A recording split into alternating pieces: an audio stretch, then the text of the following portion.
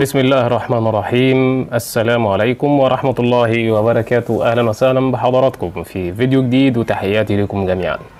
بشكر في البداية الناس كلها اللي دعمتنا في الفترة اللي فاتت واللي دايما بتدعمنا في الفيديوهات السابقة، وإن شاء الله اللي هتدعمنا كمان في الفيديوهات القادمة. في البداية كده حابب أتكلم على موضوع مباراة منتخب مصر والمنتخب المغربي الأولمبي. طبعا النهائي هيكون ما بين مباراة منتخب فرنسا ومنتخب اسبانيا. منتخب اسبانيا وفرنسا مباراة قوية جدا في النهائي، مباراة صعبة، مباراة زي ما بيقولوا كده ديربي اوروبي. اسبانيا وفرنسا طبعا جيران وحبايب واصدقاء، وزي ما بيقولوا كده ايه ولاد عم، حدودهم مع بعض، دنيتهم مع بعض، كل حاجة مع بعض يعني. فمش فارق معاهم مين اللي ياخد البطولة، ولكن طبعا فارق مع كل دولة وشعبها. فكان نفسنا النهائي يكون عربي او على الاقل في طرف عربي، ولكن قدر الله ما شاء فعل وما فيش نصيب. منتخب المصري اتغلب من منتخب فرنسا، ثم اتغلب من منتخب المغربي بهزيمة ساحقة، هزيمة محدش كان يتوقعها. لما منتخب زي منتخب مصر الأولمبي يتغلب من منتخب المغرب الأولمبي 6-0 ولا حتى يجيب جول شرف، دي هزيمة ساحقة، دي فضيحة، دي اسمها مهزلة. مهزلة لأن أنت هكلمك على كل التفاصيل، في أسباب في أسباب، ولكن مهما كانت الأسباب ما تبقاش بالطريقة دي. يتغلب 1، يتغلب 2، يتغلب 3، هتبقى برضه نتيجة تقيلة، لكن تتغلب 6-0 يعني موقف غريب وموقف صعب من المنتخب اللي عمل بطولة قوية جدا جدا جدا. ليه هزيمة صعبة علينا كجمهور شعب مصر؟ لأن أنت عشمتنا في منتخب قوي، منتخب كبير، منتخب زي منتخب مصر الأولمبي لما عمل بطولة، غلب بوروجواي، غلب أسبانيا اللي في النهائي دلوقتي، اللي غلبت منتخب المغرب نفسه، يعني وغلب فرق قوية جدا جدا جدا. فتيجي وعملت مطوشة قوية جدا جدا، كانت بطولة من أحلى البطولات اللي شفناها في تاريخ المنتخب المصري الأولمبي، ويمكن المنتخب المصري الكبير كمان. فلما تتغلب بنتيجة 6-0 من منتخب شقيق عربي زي المغرب، وما تتغلبش من أوروبا كلها بالنتيجة دي بتبقى حاجة يعني صعبة على الجمهور، صعبة بجد. فاحنا كان نفسنا ان حتى لو خرجت اخرج بشرف زي ما خرجنا من كل المطوشة اللي قبلها بشرف، اخرج من المباراة دي بشرف، ولكن كانت هزيمة غريبة وساحقة 6-0.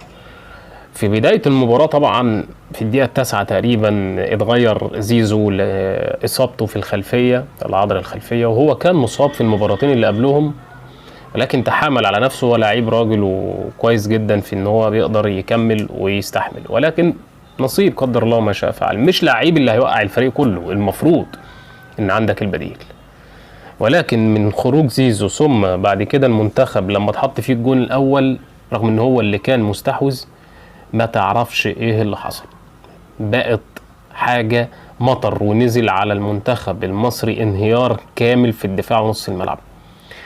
هتقول لي وجود محمد النني، لا، محمد النني مش محتاج هجوم يا جماعه، برغم ان انا كنت من الناس اللي مش بشجع النني يعني، ولكن في البطوله دي رجوله رجوله رجوله بجد، وعمل بطوله حلوه جدا.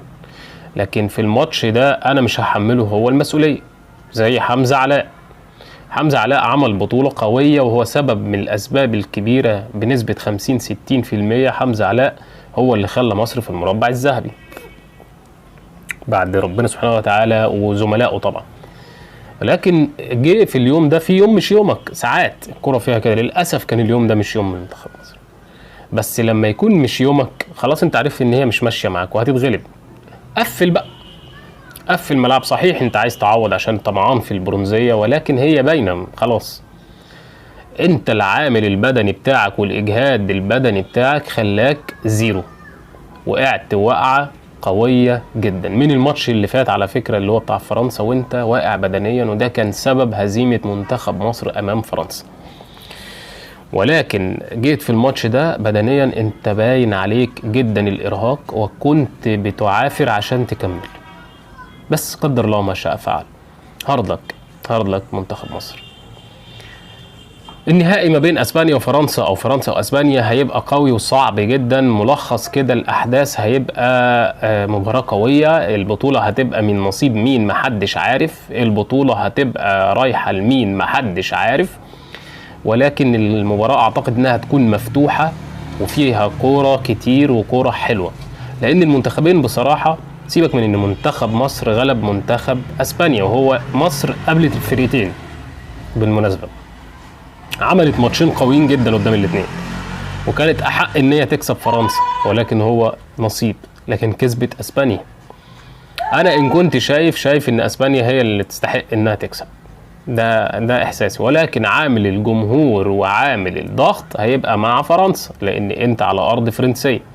وان كان اسبانيا بجوار فرنسا فهتبقى مش فارقه كتير، هتلاقي جمهور اسباني كتير جدا موجود في الملعب، وبالتالي المباراة هتبقى بدء كده 50-50، هتبقى فيها ايكوال كده، يعني الاتنين متساويين مع بعض، فما فيش عامل يدي التاني نسبة اكبر في الجمهور والملعب. يمكن الملعب بس هو اللي على ارض فرنسا، لكن زي ما قلت لكم مش هتحسوا يعني، لان اسبانيا وفرنسا بيجوار بعض جدا، ممكن تسافر لها بري يعني.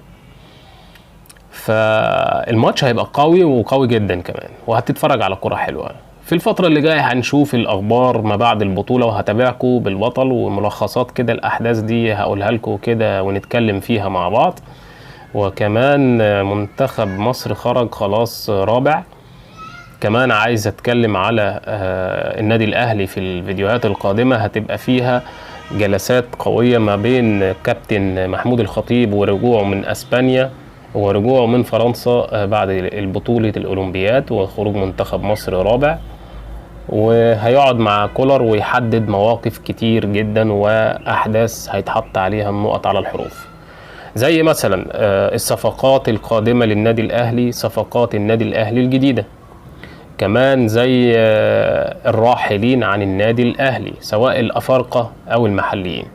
كمان من ضمن المواضيع القوية واللي هتتحط على ترابيزة النقاش هي كهربا، محمود عبد المنعم كهربا، اللاعب اللي عامل ضجة في الفترة الأخيرة بسبب إن هو ما بيلعبش. جمهور الأهلي بيحب كهربا جدا وبيحب محمد عبد المنعم اللي عايز يسافر في أوروبا، وشوفنا هجوم عنيف من جمهور الأهلي ضد محمد عبد المنعم. أوروبا إيه يا عم، خلي عندك دم عشان خاطر الأهلي طبعا، بس هو يعني هنقول حقه إن هو عايز يحترف، ولكن برضو الأهلي مش نادي قليل. هنشوف في الفترة اللي جاية فيها كواليس كتير. أتمنى منكم تعملوا لايك للفيديو وتشتركوا في القناة وتفعلوا الجرس على الكل عشان يوصلكوا كل الأخبار اللي جاية والقوية جدا جدا جدا مع بعض. وتحياتي ليكم واشوفكم في فيديو جديد، والسلام عليكم ورحمة الله وبركاته. سلام.